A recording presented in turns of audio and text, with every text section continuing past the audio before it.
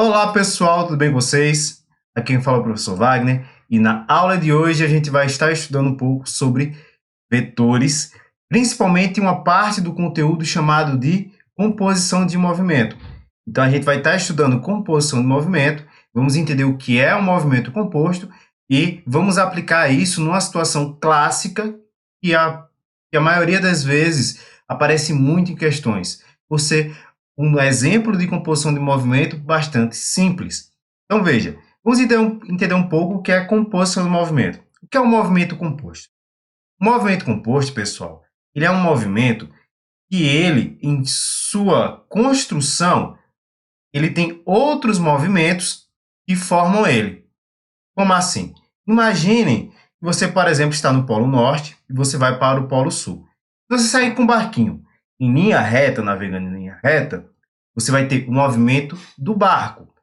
Para um observador que está no barco, se ele vê o barco indo em linha reta, sempre o barco vai estar em linha reta. Mas agora imagine que tem um observador fora da Terra. Ele não vai ver o barco indo em linha reta. Ele não vai conseguir ver o barco indo em linha reta. Ele vai ver o barco indo um pouco curvado a sua direção. Por quê? Para um objeto fora da Terra, um referencial fora da Terra, a gente vai ter um movimento de rotação da Terra, além do movimento exercido pelo barco. Logo, agora eu vou ter dois movimentos, não apenas um. E os dois movimentos, quando eu juntar esses dois movimentos, eu vou ter um movimento resultante, que é essa curvazinha. Ok? Olha que coisa interessante. Outro exemplo. O exemplo mais clássico que tem sobre composição do movimento é de um barco. Imagine que um barco, por exemplo, ele está descendo uma correnteza. Quando ele está descendo uma correnteza, ele vai ter a velocidade dele, provida do movimento ou de um remo ou de um motor, a velocidade provida de um motor. Então, aí eu vou ter a velocidade que o barco tem. Só que, veja, ele está descendo uma correnteza. Logo, a velocidade de arrasto da água vai ser também somada com a velocidade do barco. Logo, eu vou ter aí a velocidade do barco e a velocidade da correnteza. Então, se eu tiver um observador na margem desse rio, ele vai ver o barco com a velocidade resultante do movimento do barco mais o movimento da correnteza. Entenderam mais ou menos a ideia? Vamos ver algumas situações que a gente pode analisar a fundo esse exemplo do barco. Primeira situação, imagine aqui que o barco ele está tentando atravessar um rio. Se ele está atravessando o rio, eu vou ter três movimentos. O primeiro movimento que eu vou ter é o movimento do barco em relação à água. Ou seja, se a água tivesse parada e o barco ele tivesse com a velocidade, está com o movimento lá do motor, então a gente vai ter a velocidade do barco, o movimento do barco. Esse é chamado de movimento relativo. Não fiquem muito presos aos nomes técnicos, movimento relativo, movimento de arrasto. Tente pegar a ideia.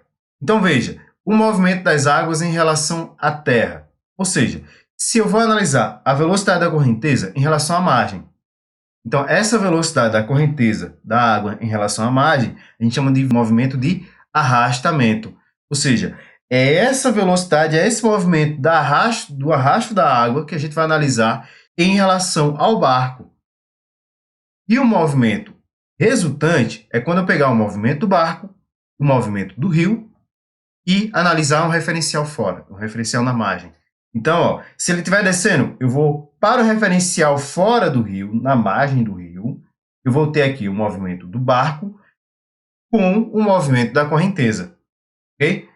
Ô Wagner, se ele estiver agora subindo, se o barco estiver subindo, indo contra a correnteza, a velocidade vista por um observador fora, na margem, vai ser a velocidade do barco, menos a velocidade da correnteza, porque a velocidade da correnteza está no sentido contrário. Vamos agora ver como é que fica essa composição do movimento, olhando agora para a velocidade, que é o que nos interessa nesse capítulo.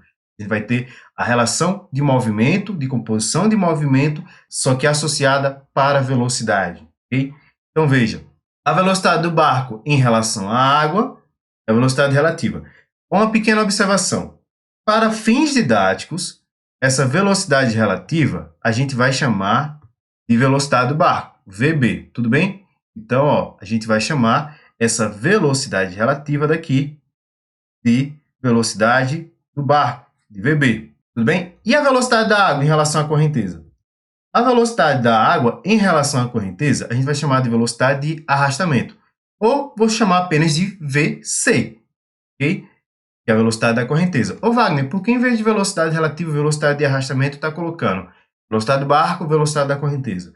Porque nas questões que a gente vai estar trabalhando, e na maioria dos casos, a gente vai analisar esse problema físico, do barco que tem que atravessar um rio, e um rio descer no rio. Ah, Wagner, existem outros exemplos? Existe. Existe, por exemplo, o avião, quando a gente está considerando também a velocidade do vento. Então, para fins didáticos, nessa situação aqui, a gente vai colocar velocidade de arrastamento, a gente vai representar como sendo VC, que é justamente a velocidade da correnteza. E a velocidade com qual um observador na margem vai observar, vai ser a velocidade resultante. Vai ser quando eu fazer a soma vetorial da velocidade do barco mais a velocidade da correnteza. Vou chamar VR, que é a soma vetorial da velocidade do barco mais a velocidade da correnteza, nessa situação. Bom, agora vamos analisar vetorialmente as seguintes situações. Primeira situação é quando o barco ele está descendo a correnteza. Quando o barco ele está descendo a correnteza, a gente vai ter o seguinte, ó. A gente vai ter que a velocidade resultante com qual a pessoa que está aqui na margem, vou botar aqui um bonequinho, vou chamar ele de Zé. A velocidade com qual Zé vai ver o barco se movimentando vai ser a velocidade do barco mais a velocidade da correnteza. Ok? Então, o módulo desse cara daqui é a velocidade do barco mais a velocidade da correnteza. Porque eles estão no mesmo sentido e na mesma direção. A gente viu vetorialmente que tem o mesmo sentido e a mesma direção, eu somo vetorialmente esses dois caras. Então, por exemplo, se a velocidade do barco aqui foi igual a 10 metros por segundo e a velocidade da correnteza foi igual a 5 metros por segundo. Isso é apenas um exemplo. Então, eu vou ter aqui que a minha velocidade resultante, nesse caso, vai ser 10 mais 5, ou seja, a velocidade restante é igual a 15 metros por segundo. Ou seja, a velocidade que Zé vai estar observando o barco se movimentar é de 15 metros por segundo. Ô Wagner, e se agora, em vez do barco ele estar descendo a correnteza, ele estivesse subindo a correnteza? Olha que interessante. Se ele estivesse subindo a correnteza, iria acontecer um fenômeno parecido com o anterior. Só que agora, em vez de ele descer, ele vai subir. Olha que interessante. Se ele está subindo a correnteza, vetorialmente, a correnteza está no sentido oposto da velocidade do barco. Logo, se eu tiver aqui Zé, na margem do rio, Zé vai observar o seguinte, ó, vai ter que a velocidade resultante desse movimento vai ser a velocidade do barco menos a velocidade da correnteza. E aí, pessoal, por que vai ser a velocidade do barco menos a velocidade da correnteza? Porque a velocidade da correnteza está no sentido oposto à velocidade do barco. Então, quando eu vejo a composição desse movimento, eu vou ter que a velocidade resultante deste movimento vai ser a velocidade do barco menos a velocidade da correnteza. Tudo bem? Uma coisa interessante é que para esse fenômeno físico acontecer, uma pequena observação, a velocidade do barco tem que ser maior do que a correnteza. Só uma pequena observação, não vai atrapalhar muito nosso cálculo, mas é só uma pequena observação que fisicamente esse fenômeno só é possível se a velocidade do barco for maior do que a correnteza. Ô Wagner, e se a velocidade do barco for igual à da correnteza? Ele é igual. O que acontece? Se a velocidade do barco for igual à da correnteza, para um observador fora do rio, na margem, ele vai observar o barco em repouso. A velocidade restante vai ser igual a zero. Bom, a gente viu dois casos. E o terceiro caso possível é se esse barco está tentando atravessar perpendicularmente a margem. Prestem atenção na palavra perpendicularmente. Se ele está a velocidade do barco, ele tem que formar aqui 90 graus. Então, isso daqui que a gente está analisando isso é válido quando a velocidade do barco forma 90 graus com o rio e com a margem. Ok? Então, olha que interessante. Nessa composição aqui, se a gente parar para analisar, vou até aumentar um pouco aqui para vocês verem melhor.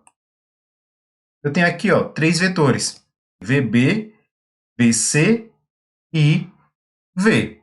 Olha que interessante. Se eu juntar a velocidade VB com a VC, eu transladar esse cara, olha que interessante, pessoal. Quando eu faço a junção desses caras aqui, olha o que acontece. Eu vou ter aqui que é o vetor V, que é o vetor resultante, vou ter aqui VB e aqui eu tenho VC. Olha que figura geométrica forma aqui, pessoal. Forma um triângulo retângulo. Olha que interessante. A gente viu que quando eu tenho um triângulo retângulo, a gente vai ter que a velocidade ao quadrado vai ser igual a VB, que é a velocidade do barco ao quadrado, mais VC ao quadrado. Então, quando aparecer perpendicularmente, esse cara daqui, essa palavra perpendicular, ele vai estar indicando, é um forte indicativo que você vai ter que utilizar o teorema de Pitágoras. Tudo bem, pessoal?